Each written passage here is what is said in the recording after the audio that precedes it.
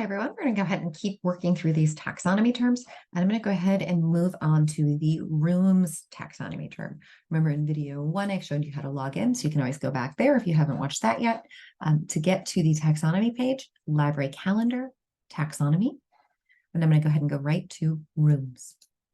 So rooms is the taxonomy. And this is not one we provide you an example. Rooms is the taxonomy that's going to control the various rooms or spaces that are going to be reservable in your library. Now, I say reservable. That means reservable by staff and or patrons. And you can make a choice about what's available to patrons and what's only available to staff.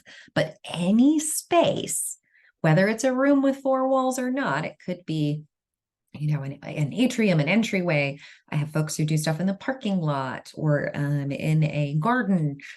Anywhere you need to be able to reserve that space, I want you to go ahead and add it as a room. And again, that's no matter if it's something that's only reservable by staff, only reservable by the public, or reservable by both. I want you to go ahead and make sure that you're adding it into the system. Each of these rooms, I'm just going to go to this community room right here, was added into the system the same way that I'm about to show you. And each of these fields that you can see here are customizable by you. So capacity, branch, all these sorts of things are customizable. So let's go ahead and add a room. So again, library calendar, taxonomy. I could go right to room. I went ahead and went to taxonomy and clicked on room. And I can go to add term.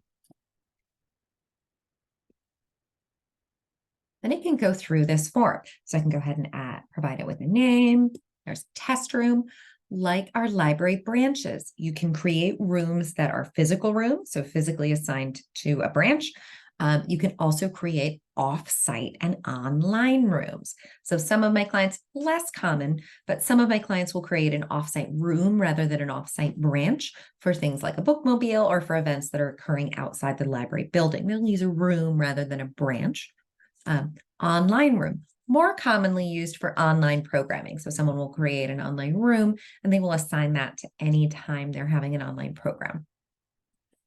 Down here, I can go ahead and provide an address if I want to. We're going to assign this to our main branch, so I'm going to go ahead and skip that.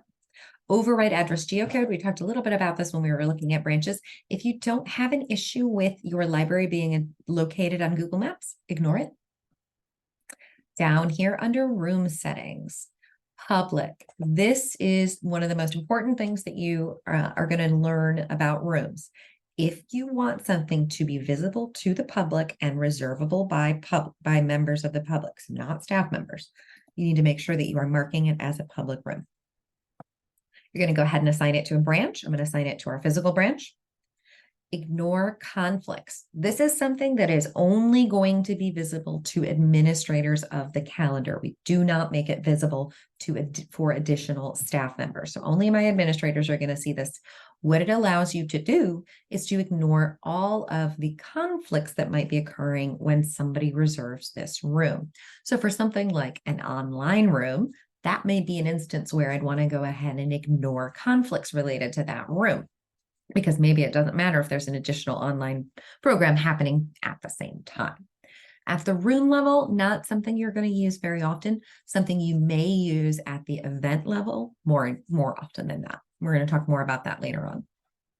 Conflicting rooms. If you have any spaces, and this will be populated once you've added some rooms to the system. If you have any rooms where, let's say, for example, you've got meeting room A, meeting room B, if you take the wall down between, you've got meeting room A, B. If we want to set up some restrictions or conflicts between those spaces, we can use this conflicting rooms feature here. Down here, you're going to assign a room type. We talked about those earlier. You can assign a room type. That room type can determine what reservation form is visible, and it can also determine additional restrictions that might be applied to that room type. Photo or an image. Great idea to include a picture of the room if you can. It's displayed here on that room detail page and also on this overall rooms page. These can also be added over time. If you don't have pictures of the room now and you want to add them over time, you can absolutely do that pre and post launch. Down here, notification email addresses. I mentioned this at the branch level. If someone or someones should get a notification anytime there is a room reservation associated with this room, they can go ahead and add their email address here. You can add as many as you'd like. room reservation. What we can do here is we can make some restrictions and assign some things related to room reservation. If this is not something that members of the public are going to be able to reserve, this is slightly less relevant, but if it is, definitely want to go ahead and fill this information in here. Minimum capacity. This allows you to create some restrictions when someone is reserving this room. So for example, if somebody were to go ahead and go to the community room, go in that room details page, identify a time that works for them to go ahead and use that room. I'm just going to pick this time right here. What they can then do, what they're going to be asked to do, is to actually go ahead and provide their expected attendance. This is going to check with this minimum capacity and this maximum capacity to make sure that it's meeting the minimum requirements and not exceeding the maximum requirements. Allow food and drink. If you want food or drink, the option, this right here, to be displayed on this for this room, you can go ahead and include that. Display message. This is where you could decide what that food or drink message is. So again, you're seeing an example of that on our demo site here. Will you be serving food or drinks? Miscellaneous requirements. This, if you want to include additional information about reserving this space, you can include those here.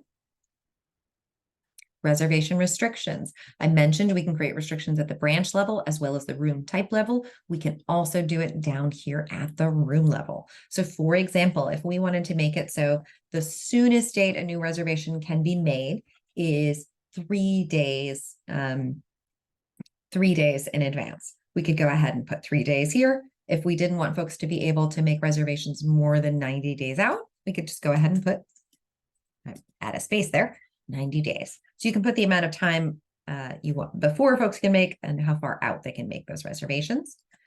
You could also go ahead and restrict by reservation length. So it's a minimum of 30 minutes. It's a maximum of 120 minutes. You could use hours minutes, because that's what it's using here. 120 minutes. Quota. How many reservations can somebody make during a specific time frame? And again, I mentioned during branch, I can decide, I can check that with email, phone number, or library card. And then I can restrict the number of items and then during what time frame. So if someone can only make 1 reservation per week, I could go ahead and say, hey, you can create 1 reservation per week. There we go. Down here, I'm going to go ahead and assign these various categories of things. I mentioned I recommend going through these taxonomy terms in the order in which I'm presenting them. That's in part because some of these terms are going to come up for things like room setups and equipment available. You can go ahead and check any of those boxes. Talk more about room setups in the room setup taxonomy term video. You can check that out. Same with equipment. Room description summary, you can go ahead and skip. Description, I do recommend including that. Let me back out. Ooh, running slowly today. There we go. That's the description right here. Equipment, if there's any equipment that lives in the room. So for example, the community room includes a projection screen, lectern, desk, etc. Equipment that's only in that space, I would recommend providing that description in this equipment field. If there's equipment that is reservable and rotates between spaces, we'll use the equipment taxonomy term. You can watch the equipment taxonomy term video for more information. Okay. Seating, is there any information about seating styles that you want to include? Room availability hours, I mentioned you can control this at the branch level, at the room type level, and at the room level. So if there are only specific hours when this room should be available for reservation, you can go ahead and add those here. There is also an alternate hours setting, just like with all of those other terms. And then you'll go ahead and save. I don't know that I filled in all those fields, so I may, went ahead and saved it. All right.